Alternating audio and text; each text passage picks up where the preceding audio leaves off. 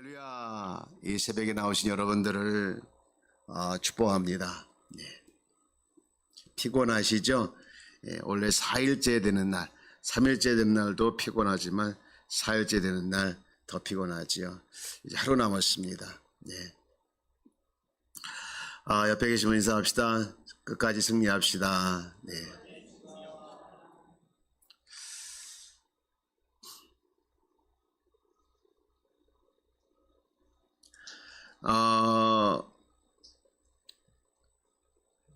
이 새벽에 주님이시는 주의 말씀을 통해서 여러분 주님을 만나기를 축복합니다. 주기도문에 보면 일용할 양식을 주옵시고 라고 되어 있죠. 그 일용할 양식이 하나님께서 그날 주시는 말씀이지요. 그 말씀을 달라고 기도한 이유가 바로 그 말씀을 통해서 주님을 만날 수 있기 때문에 그렇습니다.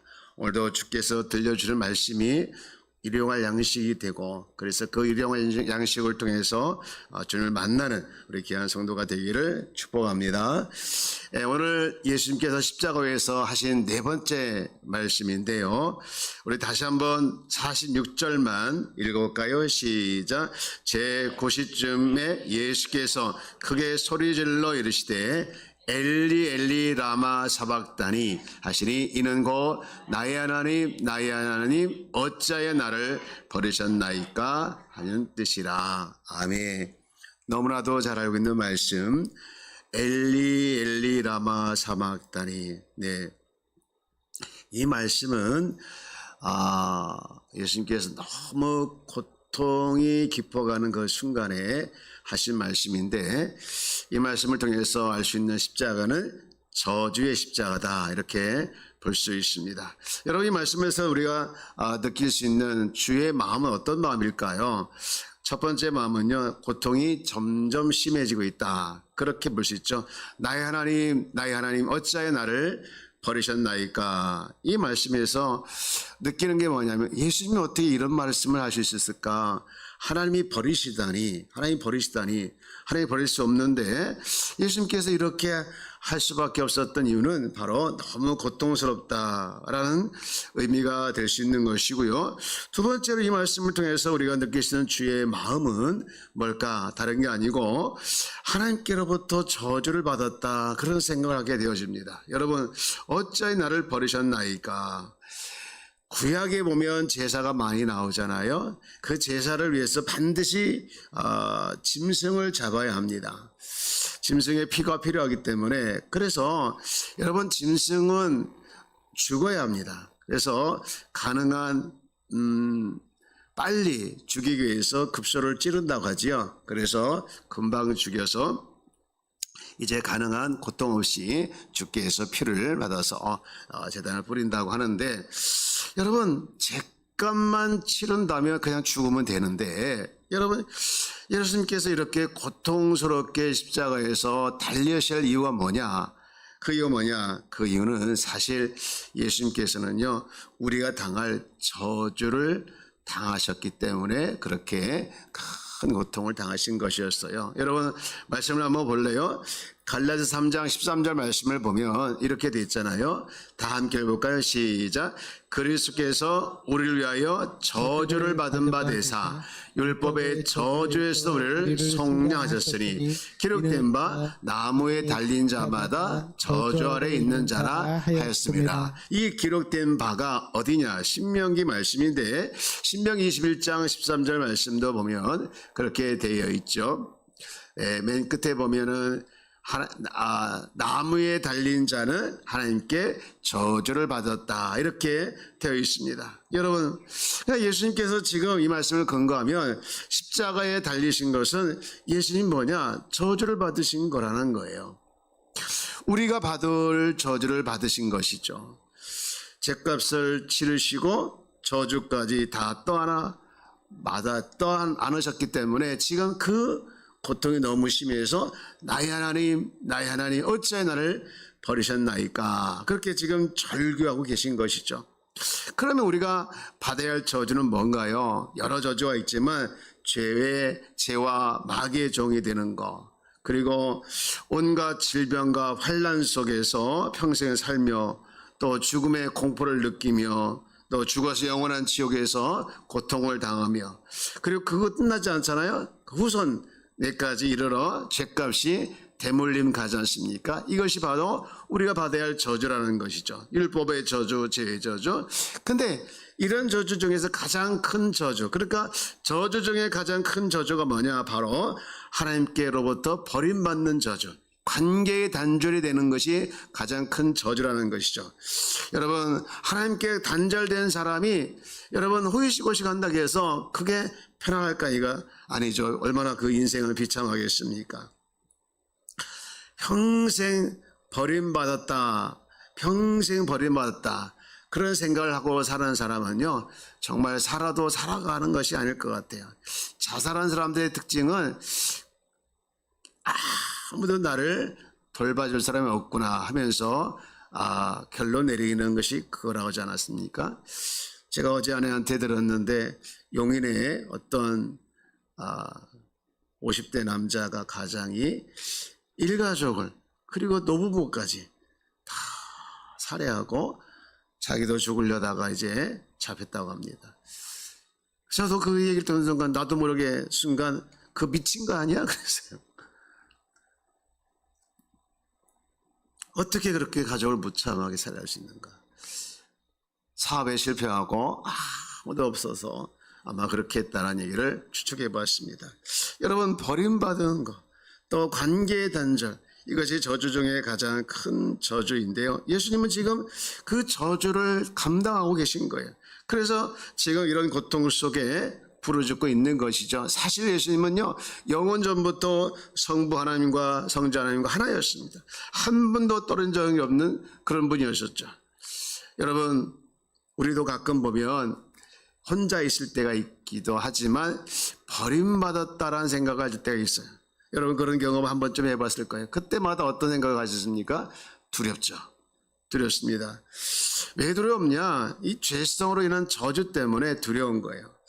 여러분, 우리는 하나님과 관계가 끊어지지 않았지만 혹시 하나님과의 관계가 끊어지면 어떡하나 하는 그런 불안한 마음, 또 아슬한 마음으로 살아갑니다. 그게 뭐냐? 하나님과의 관계에서 확실하지 않기 때문에 나도 버림받으면 어떻게 되지? 나도 하나님과의 관계 끊어지면 어떻게 되지? 그런 가운데 살아가는 거예요. 여러분, 지금 예수님이 십자가에서 죄와 저주의 고통을 바로 가지면서 당하면서 절규하는 이유가 뭐냐? 다른 게 아닙니다. 바로 우리가 받아야 할 저주, 우리가 당해야 할 죄값, 그 죄값을 끊어버리고 잃어버린 하나님과의 관계를 회복시키고 이에 의해서 그렇게 지금 십자가에서 고통을 당하고 있는 것이죠. 여러분, 우리 말씀을 한번 볼까요? 에베소 2장 14절부터 16절 말씀을 보면 이런 말씀 나오겠죠. 한번 같이 해볼까요? 시작.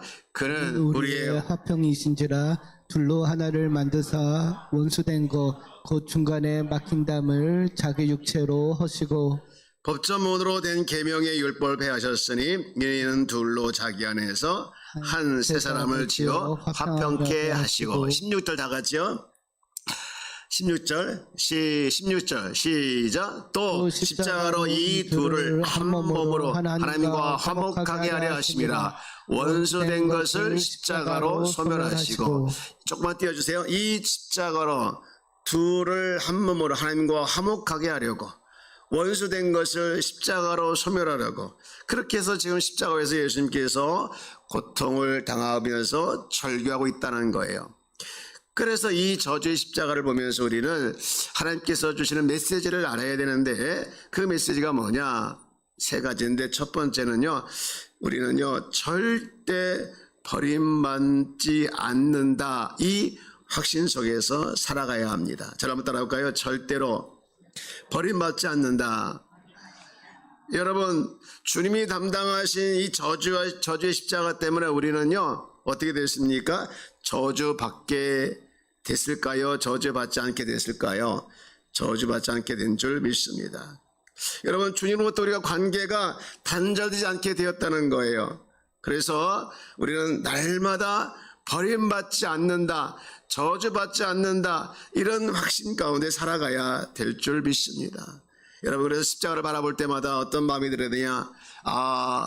내가 저 십자가에서 죄값을 지고 또 저주받아야 할 십자가였는데, 내가 저 십자가에서 죽어야 됐는데 하면서 주님이 죽으셨구나, 그러면서 주님이 나를 위해서 죽으셨구나, 나는 이제 더 이상 죽음으로부터 이제 두려워하지 않고 저주로부터 내가 두려워하지 않고 나 살아야겠다, 그런 마음을 가지고 자유해야 될 줄 믿습니다. 로마서 8장 35절 말씀에 보면 이런 말씀을 하고 있어요. 누가 우리를 그리스도 사랑에서 끊으려 환난이나 곤고나 박해나 기근이나 적신이나 위험이나 칼이나. 아멘이십니까? 아멘. 그러면 우리는 이런 확신 가운데 살아야 돼요. 38절 말씀 보면 이렇게 하고 있죠. 내가 다 같이 읽을까요? 시작. 내가 확신하노니 사망이나 생명이나 천사들이나 권세자들이나 현재일이나 장래일이나 능력이나 39절도요. 높음이나 깊음이나 다른 어떤 피조물이라도 우리 주 그리스도 예수 안에 있는 하나님의 사랑에서 끊을 수 없으리라. 아멘. 여러분, 자유하길 주 이름으로 축복합니다. 불안과 두려움과 염려와 걱정 때문에 여러분 잠을 못 자는 것이 아니라, 여러분 주님이 나를 사랑하시고 주님이 나를 끝까지 함께 하신다는 이 믿음으로, 이 확신으로 자유해야 될 줄 믿습니다. 그래야 주님께서 십자가를 지신 이유가 분명해지는 것이 아니겠어요? 그런가 하면 두 번째로 주는 메시지는요, 우리도 져야 할 십자가가 있다는 거예요. 여러분, 우리가 이런 저주의 자리에서 구원받다 하면 우리도 사람들이 이렇게 보면 저주의 자리에 있을 때 그들을 위로하고, 절망하고 있을 때, 마음이 흔들리고 있을 때 그들을 위로해서 그들이 주님으로 인해서 기둥이 되게 하고 버팀이 되게 하는 그런 역할을 해야 된다는 것이죠. 이것이 바로 우리가 져야 할 십자가라는 것이죠. 말세에 주님께서 꼭 잊지 말고 힘써야 할 세 가지를 말씀하고 있는데, 그게 뭐냐? 히브리서 말씀 볼까요? 히브리서 10장 24절 말씀에 보면 말세에 우리들이 잊지 말고 힘써야 할 세 가지를 말씀하고 있는데, 첫 번째가 뭐냐? 서로 돌아보라는 거예요. 서로 돌아보라는 것, 이것이 위로하는 것이고, 또 두 번째 뭐 하는 겁니까? 사랑과 선행을 격려하며, 사랑과 선행을 가지고 격려하는 거예요. 위로하고 격려하고. 마지막 하나 더, 25절 말씀 시작. 의기를 패하는 어떤 사람들의 습관과 같이 하지 말고 오직 권하여 그날의 가까움을 볼수록 더욱 그리하자. 위로하고 격려하고 모이기를 힘쓰고, 이것이 말세 우리가 더 힘써야 할 중요한 세 가지라는 것이죠. 사랑하는 여러분, 주변에 보면요, 많은 사람들이 위로가 필요하더라고요. 그리고 이 시대에 위로가 많이 필요해요. 여러분, 우리가 주님으로부터 위로를 받고, 우리가 주님으로부터 우리가 저주에서 또 죄에서 자유했다면, 우리도 그들을 정말로 위로하고 또 자유하게 하는 그런 저주의 십자가를 지고 가는 우리 성도가 되어지기를 주의 이름으로 축복합니다. 마지막으로 이 저주의 십자가의 말씀을 통해서 우리 주님께서 주시는 메시지는 뭐냐? 실제로 주님과 동행하며 살라는 거예요. 여러분, 주님은 저주의 십자가를 담당하셨고, 그리고 부활하시고 승천하시고 끝난 것이 아니라 지금 영으로 우리 가운데, 우리 안에서 성령님과 함께 동행하고 있는 줄 믿습니다. 여러분, 이것을 믿고 계시지요? 여러분, 근데 우리가 이것을 알고 끝나면 되는 것이 아니라 정말 주님이 나와 함께 하심이 믿어지고, 그리고 그것이 실제가 되는 것, 이것이 우리 삶의 모습이어야 될 줄 믿어요. 지난 금요일에 오셨던 강희국 목사님께서 저한테 그런 말을 해요. 자기는 성경에 나오는 모든 체험들, 웬만한 건 다 체험했다는 거예요. 그러면서 하는 말이, 그것도 필요하지만 더 중요한 것은 지금 실제로 내가 주님과 동행하고 있느냐, 이게 더 중요하다. 이것을 수없이 나한테 강조하더라고요. 그렇습니다. 여러분, 지금 실제로 내가 주님과 동행하고 있느냐, 이것이 그 어떤 시대보다 중요한 시대인 줄 믿습니다. 여러분, 아침에 눈을 뜨면 주님을 부르시고, 또 하루를 살아가면서 주님을 잊지 말고 그 주님과 실제로 동행하는 우리 귀한 성도가 되기를 주의 이름으로 축복합니다. 우리 주님과 동행하는 실제적인 방법 중에 하나, 훈련 중에 하나가 뭐냐면요, 여러분 주기도문으로 가지고 기도하는 것도 좋은 방법이에요. 하루에 3번씩 그냥 주기도문을 외우는 것이 아니라 우리 주님께서 가르쳐준 기도 아니겠어요? 하늘에 계신 우리 아버지 이름이 거룩히 여길 받으시오며 나라가 임하오시며 뜻이 하늘에서 이루어진 것 같이 땅에서도 이루어지이다. 오늘날 우리에게 일용할 양식을 주옵시고 우리가 우리에게 죄인 자를 사해 준 것 같이 우리 죄를 사하여 주옵시고 우리를 시험에 빠지지 말게 하시며 쭉 하면서 이렇게 기도하는 것도요, 여러분 그냥 외우는 것이 아니라 그 기도를 가지고 이렇게 기도하면 주님이 실제로 내 가운데 우리 가운데 있는 것 같이 느껴지는 것이에요. 이게 바로 뭐 하나의 동행하는 방법 중에 아니겠습니까? 요한 웨슬리가 세상을 떠나기 전에 옆에 있던 사람들이 무슨 할 말이 없느냐고, 너무 힘이 없어서 이제 말을 못하니까 그러면 적어주겠다고, 그래서 이제 겨우 힘을 내서 적었던 말이 뭐냐, 이렇게 적었다고 하지 않습니까? 하나님께서 우리와 함께 하신다는 것 외에는 아무것도 쓸 것이 없다. 그가 마지막까지 하고 싶었던 얘기가 뭡니까? 하나님이 나와 함께 하셨던 것처럼 여러분과 함께 하시는 것을 잊지 말고 실제로 동행하면서 살아가십시오. 그거 아니겠어요? 이제 말씀을 정리합니다. 주님께서 하신 4번째 말씀, 어찌하여 나를 버리셨는가? 이 말씀은요, 절규였습니다. 뭔 절규입니까? 내가 받아야 할 죄가, 그리고 내가 받아야 할 저주를 감당하시면서 당하셨던 저주였죠. 그래서 우리는 이제 더 이상 단절의 저주, 또 무서움의 저주, 두려움의 저주에서 고통당하고 힘들어할 이유가 없는 것이, 여러분 우리가 이런 모습에 자유하고 또한 많은 사람들의 위로자가 되어져서 그들을 위로하며 격려하며 살아갈 이 저주의 십자가가 여러분 삶 가운데에서 있기를 주의 이름으로 축복합니다. 여러분 오늘 나를 죄에서 저주에서 자유하게 하신 그 주님으로 인해서 오늘도 하루도 주님과 동행하며 또 주님을 기쁘게 하는 귀한 삶이 되어지기를 주의 이름으로 축복합니다. 기도하겠습니다. 하나님 아버지 감사합니다. 우리 사랑하여 주셔서 이 고난주간 특별 새벽 기도회로 저희들을 불러주심을 감사합니다. 주님이여, 주께서 시간 주시는 말씀을 잘 듣고 그것을 믿고 나에게 주시는 말씀으로 받아들여 아버지 주님을 만나는 그런 시간이 되게 하여 주심을 감사합니다. 하나님 오늘 또 주신 말씀을 기억하면서 오늘 나도 주의 은혜 가운데 살아가는 저희들 되게 하여 주시옵소서. 특별히 하나님의 바라고 원하는 것은 우리를 죄에서 저주에서 우리를 자유케 하신 그 십자가를 생각하면서 주님의 우리가 자유하는 우리 모습 또한 되게 해 주시고 필요한 자들에게 하나님의 위로하며 격려하며 살아가는 정말 십자가를 지고 가는 저희들 또한 되게 하여 주옵소서. 감사드리며 우리를 위해서 구원하신 예수님의 이름으로 기도합니다. 아멘.